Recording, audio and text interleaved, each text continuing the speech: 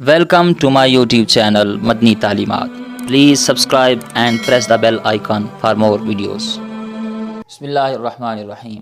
معزز سامعین کرام، سوال ہے کہ پیٹ کی گیس کو روک کر نماز تراویح یا دیگر نمازیں ادا کرنا کیسا ہے؟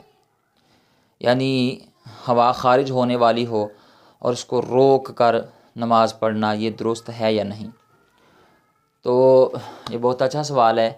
اس پر انشاءاللہ میں تفصیل کے ساتھ آپ کے سامنے کچھ باتیں عرض کرتا ہوں. آپ سے ریکویسٹ ہے پوری دیکھیے ویڈیو اچھی لگے تو اپنے تمام چاہنے والوں کے ساتھ ضرور اس ویڈیو کو شیئر کیجیے گا تاکہ وہ بھی اصل مسئلے سے واقف ہو سکیں. تو یاد رکھیں، اس مسئلے میں دو صورتیں ہیں. ایک صورت تو یہ ہے کہ کسی کو گیس کی بیماری ہے، معدے میں کوئی مسئلہ ہے، گیس بہت زیادہ بنتی ہے، خارج ہوتی رہتی ہے، گیس کی بیماری ہے کسی کو، اس کے لیے ایک الگ حکم ہے، وہ بھی میں انشاءاللہ آگے چل کے بیان کرتا ہوں.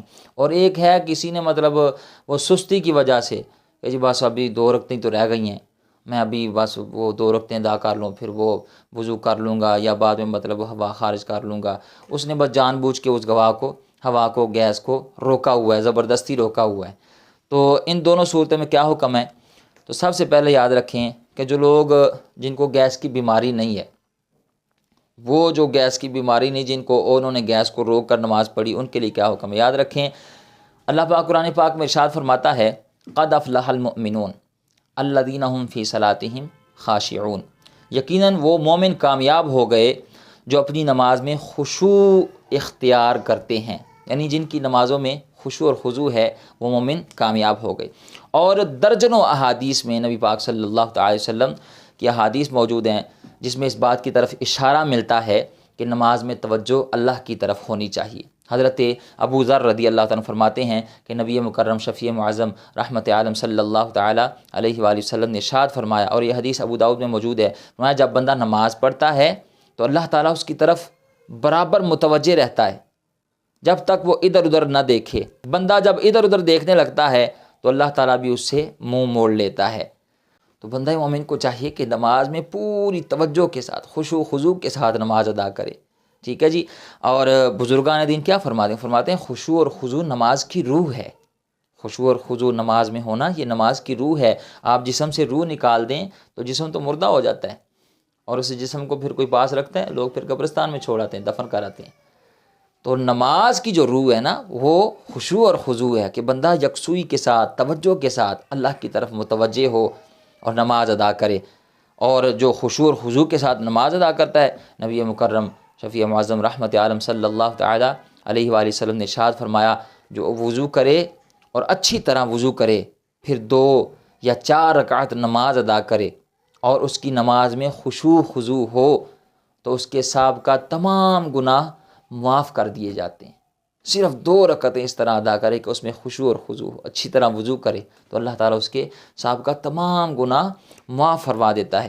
یہی وجہ ہے کہ رسول اکرم صلی اللہ تعالیٰ علیہ وآلہ وسلم نے اہل ایمان کو ہر ایسے عمل سے روکا ہے جس سے نماز میں توجہ بٹتی ہو، ادھر ادھر دھیان جاتا ہو.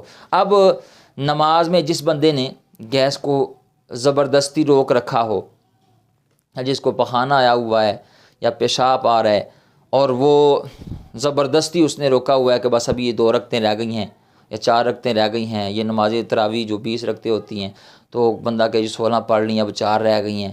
یا وہ نماز عشاء ادا کرے، کوئی بھی نماز ادا کر رہا ہے کہ بس ابھی 2 ہی تو رکعتیں رہ گئی ہیں، 4 رہ گئی ہیں تو میں بعد میں وضو کر لوں گا. جی سستی کی وجہ سے، غفلت کی وجہ سے وہ روکے رکھے گا ہوا کو، گیس کو، پخانے کو، پیشاب کو، تو ظاہر سی بات ہے توجہ تو ساری پھر پخانے کی طرف جائے گی.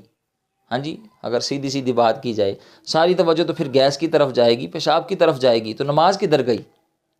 تو نماز میں تو خشوع خضوع ہونا چاہیے تھا. تو جب نماز میں سارے خیالات اس طرف جائیں گے تو وہ کیسی نماز ہوگی؟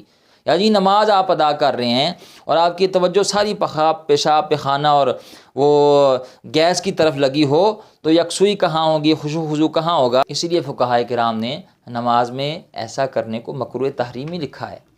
مکروہ تحریمی لکھا ہے، ایسا نہیں کرنا چاہیے. آپ کو پیشاب آیا ہوا ہے، پخانہ آیا ہوا ہے یا گیس ہے تو آپ اس سے فارغ ہو کر پھر نماز ادا کریں. نماز تو اللہ کی طرف متوجہ ہونے کا نام ہے، اللہ کی طرف خشوع اور خضوع کے ساتھ نماز میں کھڑے ہونے کا نام ہے. اور بندے کی توجہ کسی اور طرف چلی جائے اور پھر جائے بھی ایسے گندے خیالات کی طرف، پیشاب آ رہے اور پھر بخانے آ رہے ہیں تو وہ کیسی نماز ہوگی؟ ٹھیک ہے جی۔ اب رہی یہ تو بات ان لوگوں کی جو جان بوجھ کر ایسے کرتے ہیں، جو سستی اور غفلت کی وجہ سے ایسے کرتے ہیں۔ اب اگر کسی کو گیس کی بیماری ہے، ہاں جی، معدے میں مسئلہ ہے یا کوئی بیماری ہے گیس کی، وہ مطلب ان کی گیس بنتی رہتی ہے، تو وہ کوشش کر کے گیس کو روک کے نماز پڑھ لیتے ہیں، تو ان کے لیے کیا حکم ہے؟ تو یاد رکھیں، اگر کسی کو گیس کی بیماری اور وہ گیس کو روک کے نماز پڑھتا ہے تو اس کے لیے ایسا کرنا جائز ہے، وہ شرعی معذور ہے، ٹھیک ہے، اس کے لیے الگ حکم ہے۔ امید ہے آپ بات سمجھ گئے ہوں گے۔ اللہ تعالی ہمیں عمل کرنے کی توفیق عطا فرمائے۔